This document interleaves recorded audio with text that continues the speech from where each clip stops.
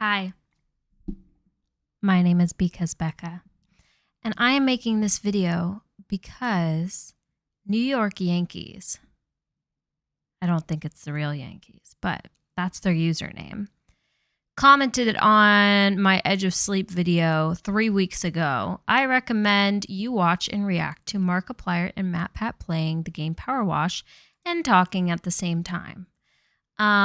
Real quick, before we get started, I just wanted to say welcome to new Welcome to new commenters, Alex Lee, Lai the Creator, as well as frequent commenter and channel member, hello, Mr. Narrowstone. How you doing? You okay? You doing all right? Just checking in on you in particular. As well as welcome new commenter, or at least I apologize if you've commented before, Christian21. Hello. You'll notice we're a bit more relaxed, more zen. It's kind of late. It's a lot later than I normally film videos. And that's because I will be reacting to MatPat and Markiplier playing Powerwash and just talking. It's more like a podcast, really.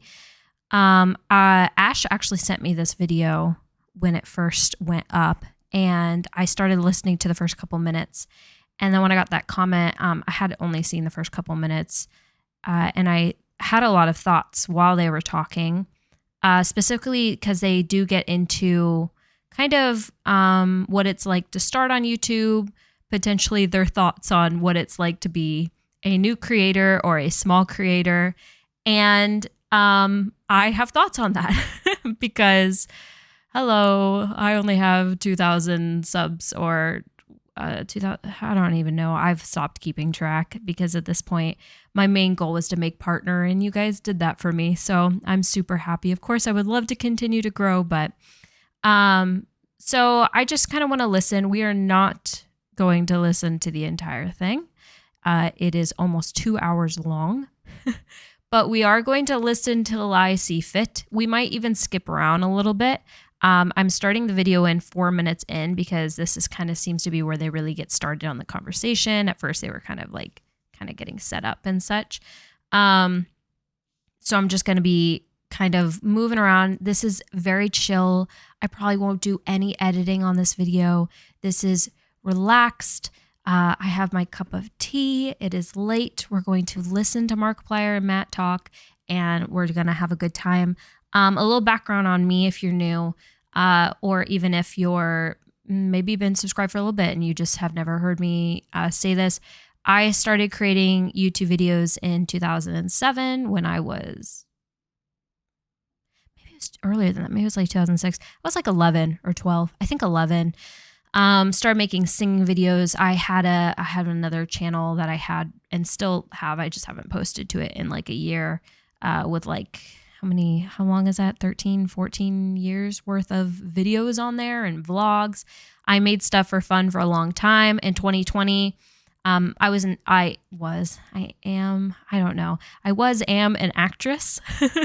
And in 2020, when everything died out, I thought, I need a creative outlet. So I made Because Becca, my main channel, started making all kinds of weird stuff on there. Then I made this channel, Because Becca Be Becca, where I could be like this, more relaxed, more chill, and just do whatever I felt like and try a bunch of stuff out. So that's where we are. So I have been on YouTube for a long time, but I only made partner, as in now I make money on YouTube videos as of May of this year. So long time, but so thankful for all of you. All right, enough chattering. Let's get into it. I have is that you have kind of stayed in the public eye for a very long time. I don't really care about the how and why and the like, ooh, what's your strategy? I'm just like, how have you stayed sane this whole time to be able to make content and like deal with drama and whatever and shit happening? I don't even know what happened with the most recent thing in Five Nights at Freddy's. When people were calling that but I restaurant saw you or something. an apology video. I didn't watch it, unfortunately. Again, only Food Theory. I was gonna say, hey, I appreciate you watching Food Theory. That channel monetizes well, so thank you for the higher CPMs over there. That's what it's all about, baby. That's what it's all about. No, I mean, but you bring up food theory and I think that really answers your question in a lot of ways, where for me, the content is always evolving, the landscape is always shifting, and the great thing about having... Sorry, I just realized that is such a cool little editing thing they do. When the focus is in on Matt, they added this little like yellow bar. I do kind of associate him with like yellows and greens. And when Mark was talking, let me go back. There's this red bar. That's a really nifty little editing trick to like shift focus and just adds a little pizzazz. If only I had an editor, but it is all me. Which, by the way, I basically do YouTube full time, but I do not make enough money to do it full time. So I also have a full time job, but that's me. I'm just giving you context on me because obviously in my response to what they're saying, I'm going to be talking about my point of view. So I think it's important that you have a little tiny bit of background on me so you can understand where I'm coming from. I don't know what I'm going to say though. So let's find out. That's what it's all about. No, I mean, but you bring up food theory and I think that really answers your question in a lot of ways, where for me, the content is always evolving, the landscape is always shifting, and the great thing about having food theory now is it's a completely new category of topics to talk about. It's a completely different style of video. And so part of my life is, now that I have 3 different channels that cover completely different topics, I'm able to, if something isn't really particularly exciting or interesting over in the gaming space, you have the film space. Hopefully something's interesting happening there. There's like a cool small YouTube series or something like that. Or if that starts to get boring, food theory opens up a whole new wealth of possibilities to talk and theorize about and new videos to do. So really the shucking and jiving with kind of the content trends and things like that, like that's a whole other story, and surviving controversies and whatever. Like that's a whole separate thing. But when it comes to just purely like staying sane on the platform while doing 10 years 11 years worth of content now, it's like that's the way to stay sane, is just, and I think you would largely attest to that too, right? With your ARG projects, your In Space with Markiplier, the YouTube originals, things like that. Like it allows you to kind of express different parts of your creative personality and continue to learn, even though you've been doing it for as long as you have. Yeah, I would completely agree with that. And I think people that have seen my content evolve over time would agree as well. But maybe in a slightly different way, because for me, it's less about staying sane and worrying about like things to talk about, because me and Ethan, we joked about this with Unis Honest, is like, you could put a banana on the table and we would make a 10-minute video out of it. Right. Yeah.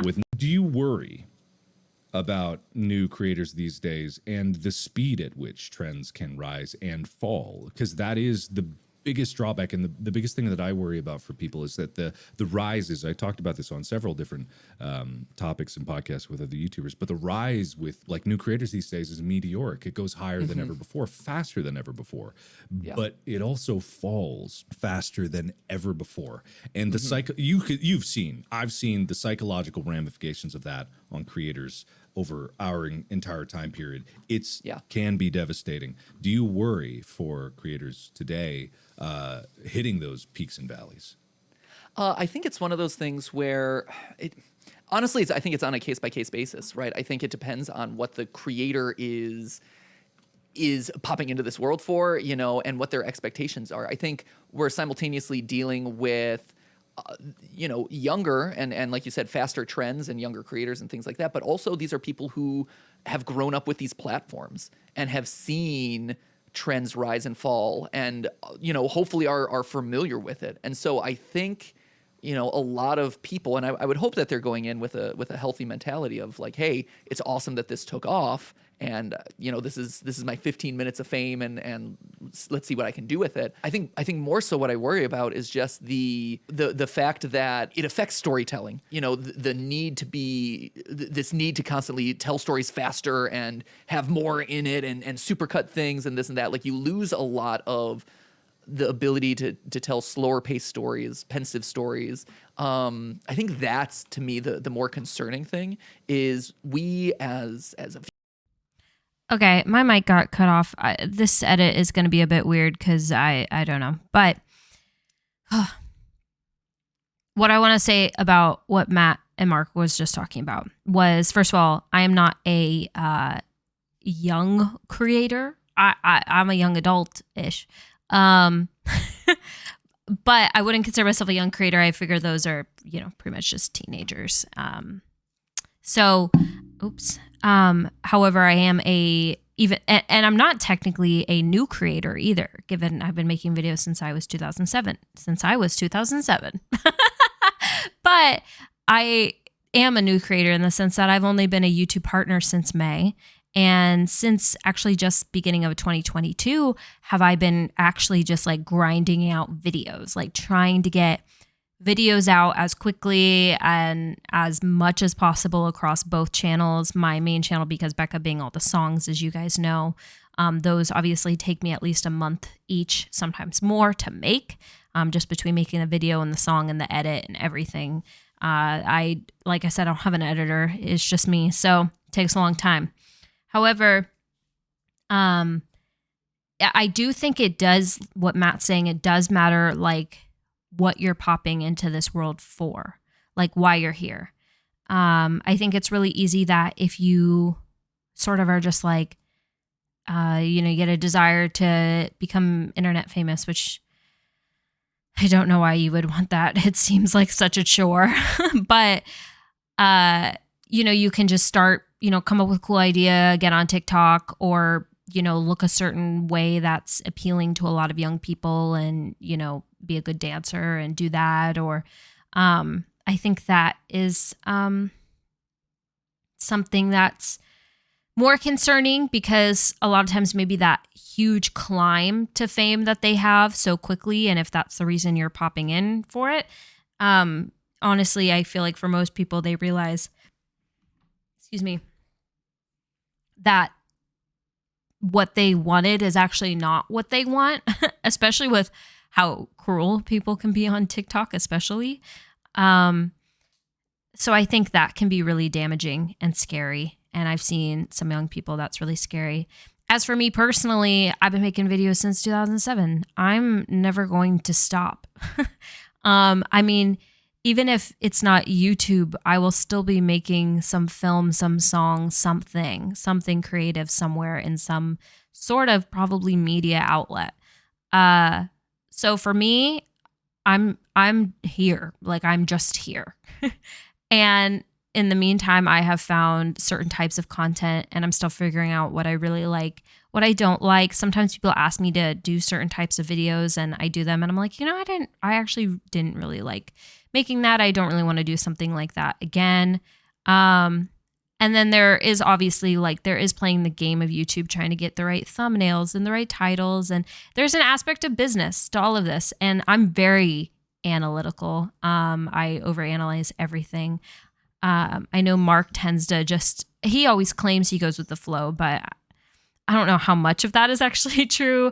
Where MatPat is very analytical over views and CPM and all that's all the analytical stuff. So I'm more like that. I'm constantly looking at how each video does, how much engagement it got, how many likes versus comments, what were the comments.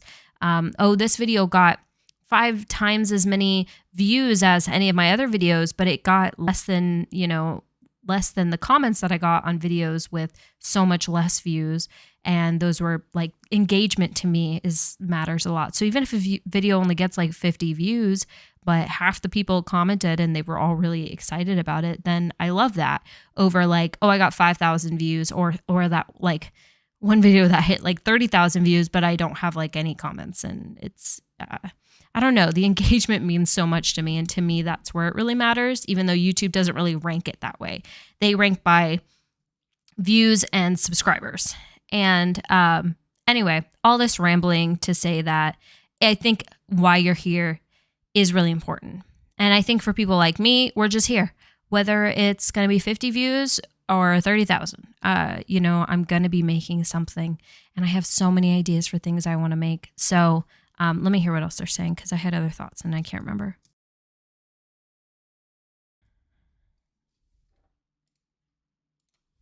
Viewership as an audience, as people who watch online videos, things like that, the pace at which stuff gets produced and has to be kind of produced in order to like maintain people's attention. I think that's what concerns me more. Yeah. Sorry. My thought on this, he just reminded me, was I was thinking about Mr. Beast videos and how they have just become faster and faster and faster. And it's kind of frustrating to me because I loved Mr. Beast videos when he had people, you know, just sitting in a bowl of cereal all day for some money. But like it was slower paced and we got to know the people who were sitting in the cereal more, like the contestants more. Now it's like so fast. I'm not even like necessarily rooting for anyone to win because I didn't get a chance to even get to know them to root for them. Like the guy who won the chocolate factory, it was so fast. It was just sort of like, okay, like I don't really even necessarily care. And I thought all the little stuff was fun. But I miss the slower pace or even just the feeling of being able to get to see behind the scenes. It's almost so high production now that I miss that feeling of it just being some like people just recording it and being able to see them too and have them get involved. And yeah, I don't know if that makes sense. I still love Mr. Beast videos. I have nothing against them except for Miss Angel. But I just miss that feeling. And I noticed the same thing. Forgive me, I can't remember her name. Michelle, the girl who does the challenge accepted stuff like that. I was this, I did this. I was, you know, trained like a professional gymnast and stuff like that, which is so cool. By the way, I love her series. I wish I could do stuff like that. However, there was a video she did and it was like so fast. And everyone in the comments was like, hey, like this was like really fast paced. I miss that slower pace of getting to like see more of what you're doing rather than just like thing. It's like we want to like absorb it more. And I think TikTok and everything like that has made people think that it has to be so ba in your face. But I've been filming for almost a half hour now or about a half hour now. And if you're still watching at this point, and this is a very slow paced video, you're probably someone that agrees that you enjoy the just sitting and like listening to and getting to know people. We as humans, we love to connect with each other. It's crazy. For as much as we drive each other insane, we long for that human connection and being able to have understanding. And when someone understands you, even if they're saying on the internet and they don't even know you, there's a feeling of belonging and so many other things. Anyway, let's listen. That's a really good point because a lot of people that I talk to in traditional media spheres, you know, my manager, my agency, yada, yada, the people that do all the caring about things that I don't care about, they talk about this a lot with how TikTok is like shortening attention spans. But I don't think that's it. I don't think it's that attention spans are getting shorter. It's the demands of the consumption that are driving these shorter time frames. TikTok works because, you know, Vine worked and there is a demand in a market for short content. But it's not like YouTube is suffering. The longer form videos on YouTube are getting longer. It's like I've sit around and watched 3-hour videos about roller coasters from what's the channel Defunctland. You know, I'll watch. I'll love Defunctland. Love Defunctland. So and good. I'll browse through TikToks and watch like 6-second things. But it's the speed at which the internet is demanding new content that is kind of affecting the way stories are delivered, and how much can be physically put into something by one person is starting to really be stretched out. Even I, as a creator, I am extremely good at what I do. I can make pretty much anything out of anything. I am blown away at which the speed of some of these people are making things. I know what they're doing to get there. They're pulling all-nighters, the demands of it. And this is why I'm like, the worry. When I made the first song on Because Becca, which is the first song I ever, like YouTuber song I ever made, was about the Dream SMP. And I remember as soon as the song part was done, I was up till like 5 o'clock in the morning editing that video. Part of that I wasn't even partner. No one was even watching my videos. Part of that was I was just so excited to make it and to get it out there. And then I posted it and 4 days went by and it had 2 views. And I was like, I can't believe it. Like I worked so hard. I thought it was a good idea. I still think it's a genuinely good song. Nobody cared. And I was like, what the heck? Like, what do I do? So Now it's got like, I think it has like 10,000 views or whatever, which is great for me, which I'm really happy with. And now what I've learned to do is for about 24 hours after I post a song, I like read every single comment. I look through pretty much all videos, really. I like look through everything. I'm really excited for those first 24 hours. And then I completely forget about it. Like even if I spent 90 hours total working on a video between the editing, the making of the song, the pulling the footage and everything, especially the game theory song, there was so much hours and hours of footage to like sift through. Oh, and the Markiplier, there was so many hours of the In Space with Markiplier. So funny, it got both these people right here.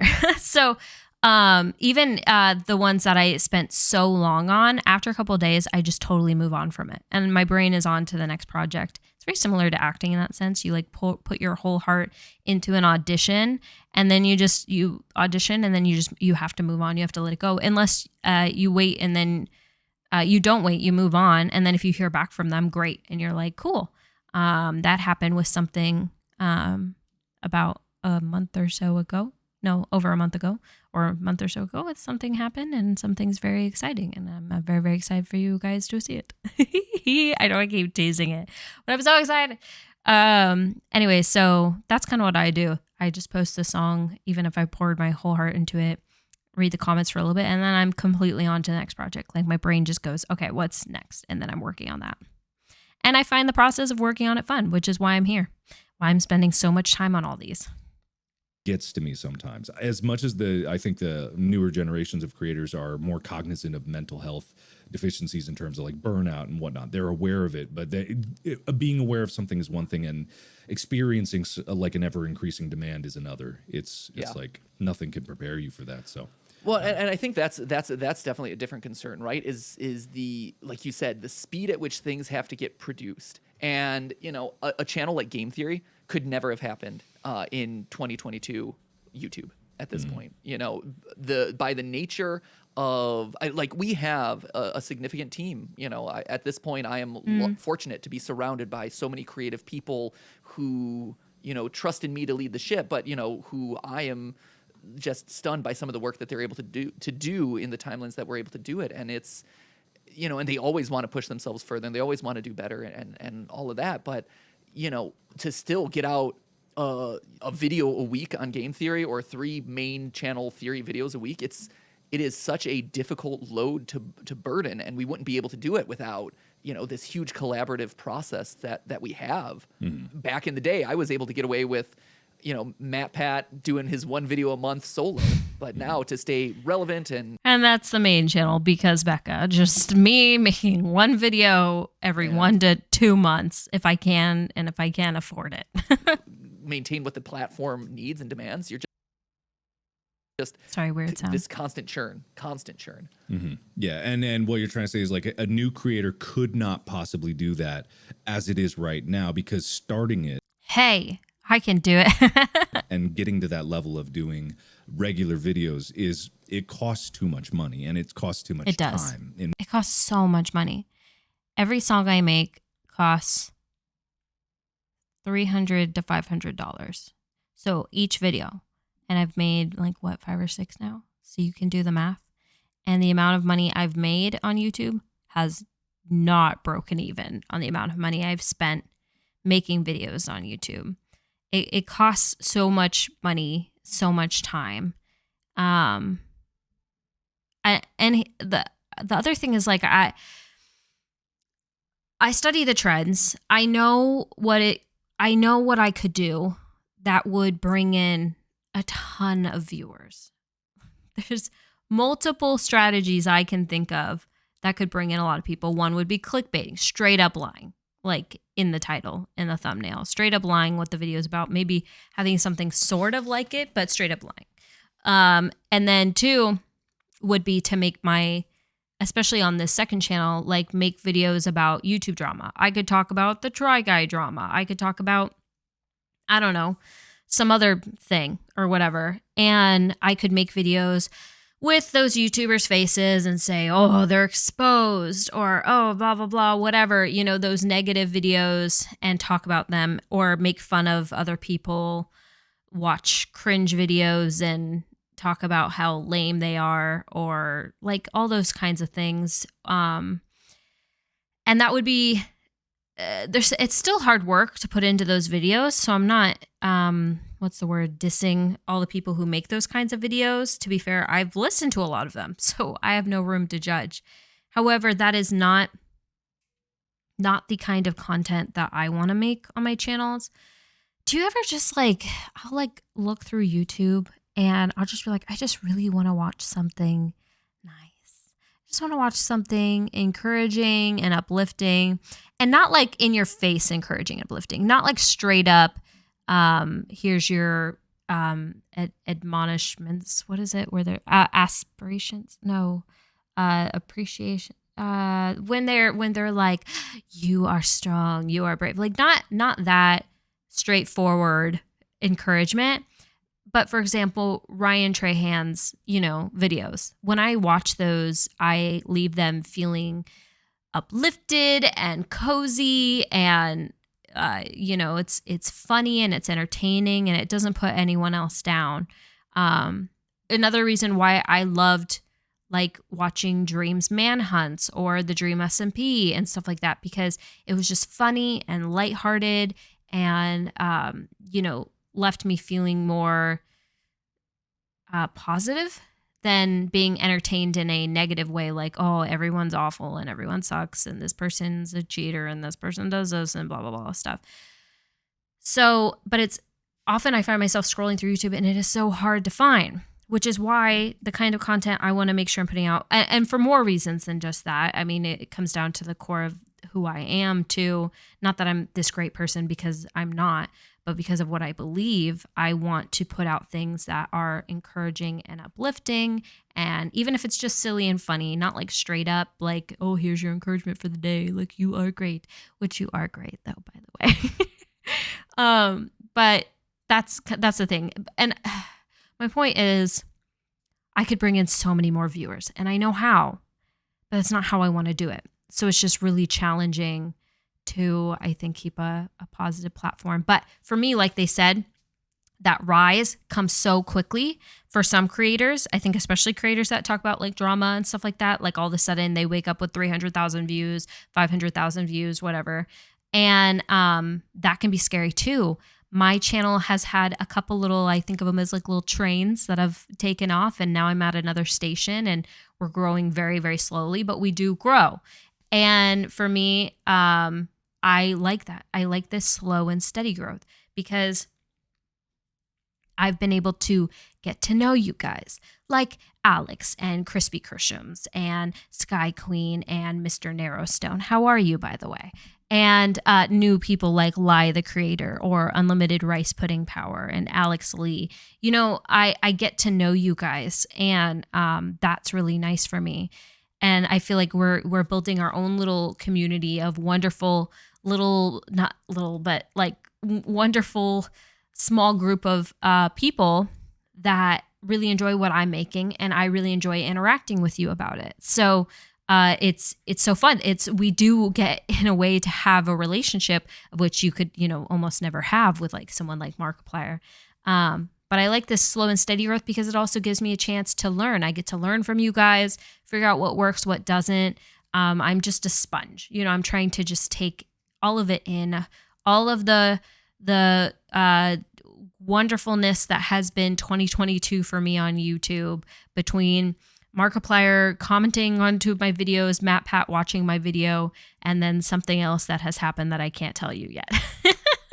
Anyway, let's continue. We're going to watch for a couple more minutes. We've barely made a dent in this video.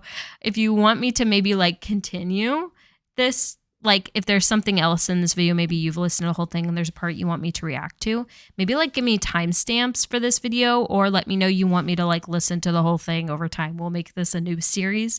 Maybe. I'm not going to guarantee anything. In terms of man hours or woman hours or however many hours you want to talk about, it's too much. Yeah, it's even if you get that one good video out, you are then immediately rolling into the next thing. And by the time you're doing it as a solo creator, unless you are, killing yourself or some sort of prodigy or whatever, like you're already kind of the algorithm is moved on past you. Yeah. Yeah. You don't even get to track your own growth because I would love to like have a conversation with people that make like the backroom stuff and all these new creators because I would love to know what their process is. But given that eternal churn and like the constantly increasing demands, you don't even get to step back and say, oh, wow, I've really progressed as a creator of things. My skills have built because as soon as the numbers start going down, you're like, I'm crap. I'm shit. I'm terrible. Oh, God, it's over. And all my the gosh. skills that I built are worthless because I can't even appreciate them. Dude, literally, I will like post a video and everyone's commenting and loves it. And they're like, and this is great. And I'm like, this is great. Majority of the time I am like, wow, our little group we have is fantastic. I love you guys. You are like so encouraging, so wonderful. You guys have made me cry multiple times on stream. And it's like a dream come true. It's like a dream I didn't even know was a dream. And it's so wonderful. And then I post a video and like nobody watches it and I worked really hard on it or whatever. And I'm like, oh, like it's crap. Nobody cares. Why do I keep working so hard? Like, you know, you get in this pity party mode. So I do think that I think it doesn't matter if you're a tiny creator like me, like barely anything, or if you've got 30 whatever million subscribers. I think that's just a feeling I think you have forever and just have to be like that same thing I said before. You make it because you wanted to make it and you love it. And then you move on to the next project. I do think it's important to pause every once in a while. And I have paused to be like, wow, like I made partner and that was my goal for so long. And that's amazing. I have channel members. You guys are amazing. I get to make these songs because now I make some money back and I'm able to not necessarily make the money, but the money I make from this channel, I'm able to then put into other stuff that I want to make. So I do get to pause every once in a while and just appreciate. And I think that's important. I'm not saying that's the right mindset, and it's not even the mindset I approach things anymore anyway. But it's just like one of those things where it's like, yeah, I could totally see how people could get wrapped up inward. Sure. Well, I want to go back to your love of Defunct Land because I don't think I've ever heard you talk about this, but are you much of a roller coaster enthusiast, Mark? No. I mean, yeah, I love a good roller coaster, but I just like watching YouTube videos casually. Yeah. That's my Same. go-to method of consumption. Yep. I don't really watch TV shows. I don't have Sure. time to sit down and get into Just a YouTube. show. Say for maybe Alone. I've watched me and Amy. We watch Alone sometimes, but for the most part, we're just popping on YouTube videos. We're just watching any random stuff that comes across the recommendeds, you know? Yeah. Sure. And so when it comes down to like watching things, what little time I have is just YouTube videos or TikTok sometimes. I've kind of like increased my amount of TikToks lately. Oh, man. They're getting you to increase the amount of TikToks. They know what they're doing. Oh, man. That For You page algorithm, that thing is it's scary good. It is. I know they must be probing into my personal I often have to information, just I think we all delete know that. TikTok. But goddamn, those recommendeds really come up spicy. Yeah. No, Spicy. right? It's really a smart algorithm. Speaking of, have you ever taken like the Myers-Briggs personality test? Or anything like that I kind have. of like I think I'm quantifies what your personality is? ENFJ. Because I know that these algorithms really, like ENFJ. you said, they really pinpoint who you I'm are barely any though. and what you like to watch. And so I'm curious, have you ever done something like that? Is that the 4-letter? Yeah, that's the 4-letter one. Yeah. Well, I'd have to alt tab. Oh, I've done a video on it. I don't remember what the answer was, but I can look it up and tell you.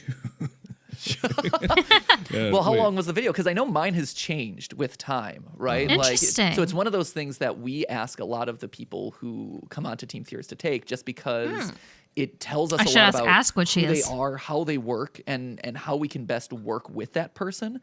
So we can really succeed together. And It's a big I thing found in it to be really business. helpful.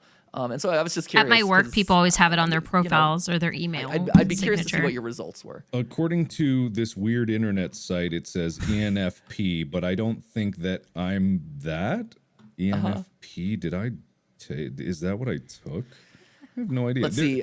There's also Extrovert, this, feeler, that makes sense. Intuition. EN, you're an intuitor, so that means Feeling. you're looking at data and J extrapolating is to move judgment, forward. but P is perceiving. I can see that in your personality, and then P. I would be perceiving? surprised. On one hand, I could see you as a P, but on the other hand, I'd be surprised if you were just Oh. by the nature of how busy your schedule is. ENTPA is what I got when I took the test. Okay. ENTPA, which is debater. I don't know. Yep. Okay. Yeah. I don't put any stock into any of that bullshit. But what are you? I am an ENTJ, and I actually split a couple because I'm ENTJ, which is thinker, extrovert. The N is the intuitor, so you're looking at data and kind of extrapolating outward. And then J is you have to be a planner, or you're kind of you prefer Yeah. things organized rather than like let's just go by the seat of our pants kind of thing. I Plan. love seat of your pants. Love to Man, plan. I Yep. love it. Yeah, you like the seat of my pants, Mark? Oh, I love the seat of your pants. It's so incredible. It's good right now. It's a little bit sweaty. I'm on a leather couch. It's not great. Oh. I hate to tell you about that one. I've always enjoyed that just because I'm a psychology nerd. I studied psychology and neuroscience and stuff, so I find it useful. But That's at interesting. the end of the day, like I see why people Psychology don't. is so 'cause it's like, fascinating. oh, you're just answering the questions that the test gives you and you're feeding it back what you want to hear, and it's true, but like hearing it in a different context or kind of rephrased back at you sometimes gives you clarity, I think. Yeah. Yeah, self-understanding I'm big about. I'm all about like trying to be in tune with who you are. Yeah, I think I'm and, like, becoming get a- more and more get an a deeper I. understanding of the self. But at the same time, I always shy away from those things because I do think it's easy answers instead of like actually looking in and discovering yourself. It's one of those things where the only time you really know yourself is in the most dire of situations. When you are at the extremes of your personality, do you really even understand who you are and what you're willing to do and what you're even capable of as you're doing it? And I think those moments can't be quantified in an online quiz. But at the same time, like if it helps someone come to understanding, I got no problem with it. Sure, no, of course. Yeah. This was always one of my getting to know you questions. I've never gotten a chance to truly, get to know you outside of projects, Mark. So I'm curious, like if you were represented as a muffin flavor, so if your personality were represented by a muffin flavor, not a muffin flavor that you necessarily like to eat, because that's always like, oh, I like blueberry, and it's like, no, if your personality were distilled into the essence of a muffin flavor, what muffin would you be, Mark? That's really interesting. Man, does it have to be a muffin flavor that exists? No, it can be whatever muffin, whatever combination of flavors you think is the essence of Mark. Right. Okay. So if it was going to be me, it's not going to be something that is always pleasant. So Sure. it's got to have some spice to it. It's either like a spice or way too much cinnamon or something like that. It's got some spice to it. But there's got probably some like a spicy chocolate muffin. I would probably put it like that. Cinnamon those- chocolate. Yeah. No, not even cinnamon. Let's get the cinnamon out of there, but let's get some actual like there's capsaicin in this muffin. It is actually spicy. Yeah, like a chili muffin, like a Yeah. hot chili muffin. A hot chocolate muffin. But Yeah. not hot chocolate like hot chocolate, but like spicy chocolate muffin. Cool. Like a spicy Mexican chocolate, right? Yeah, just like that. Nice. Okay. There And you go. how does that reveal someone? Because you're right. We've never actually sat down and talked as just two humans talking. It's almost always been about a project Yeah. or work. That's interesting. Right. It's either a project or it's on camera or it's I think the closest we came was after both Heist and In Space, but that was also surrounded by a bunch of people, and that's always a very different context as well. Yeah, it always is. Yeah. So what type of muffin are you? Actually, it was funny when you started to talk about cinnamon muffins because for years I've always said I'm a cinnamon muffin. Oh, yeah. And everyone's like, "That's not a muffin." I'm like, "Yeah, it is." But a It is, though. little bit spicy, a little bit sweet, a little bit intense. I could see that. A lot of people It's very will like you, sassy. but there are going to be people who really don't like your flavor. So True. love it or leave it, I guess. Yeah, it's kind of like a polarizing muffin choice, but people Yeah. seem to constantly go back to it for some reason. Yeah, there it is. I'm a muffin with a fist in it, and it reaches out and it punches you in the teeth every time you go to bite it. But then somehow you just keep going back. Almost like, I think, actually, I'll take it back. It's like cinnamon, chocolate, spice, a fist, and let's say cocaine. There's just like something to get people addicted, and they come back for more. That's my muffin. I'm the Cocaine drug- muffin. Spicy chocolate drug muffin. The elusive cocaine muffin. Wow. Oh man. Well, you know, if you wanted to get this video demonetized, it just happened now. So there it is, one step closer to getting kicked off the YouTube platform. Demonetization is not getting kicked off. So many of my Yeah, videos I know. are demonetized. The thing is, like, a lot of people are like, oh, I know there's a whole thing about like age restriction and stuff like that. And yes, it's bullshit. Ethan just got his 10-year anniversary video age restricted. No clue why. The most Just keeps absurd watching the thing same I've part. ever heard. It's just like baffling. But at the same time, like, usually when it comes down to those things, I've never talked about it, and I never even fight it because I just don't really care. I'm in a fortunate enough position, and I know this is fortunate for me to say, is just like, if a few videos get age restricted or even half of mine, I'm still gonna be fine. I'm still gonna make things, and I try not to like change my content for the sake of YouTube's guidance. Because being monetized is one thing. If my video gets removed, that's a problem. But usually I'm just like, whatever, it is what it is, and I'll just deal with it. But at the same time, you seem to be like very mindful of food theories better monetized. Like age restriction is something to be aware of. Cursing is obviously something to control. Do you think about that a lot, like in terms of the videos you make? Oh yeah, I mean, I'm an Uber nerd and I overthink everything, right? Like that is just who I am. But it really is born back to the earliest days of the channel, right? Where, again, going back to the idea of like, how could game theory exist in 2022 if I was just starting off from scratch? It would be incredibly difficult because it would take 100 hours to produce a single video. Between all the research that goes in, all the scripting, you know, all the animation, whatever you wanted to call what I was doing in the early days. But it took a long time for me as someone who wasn't skilled in a lot of that stuff.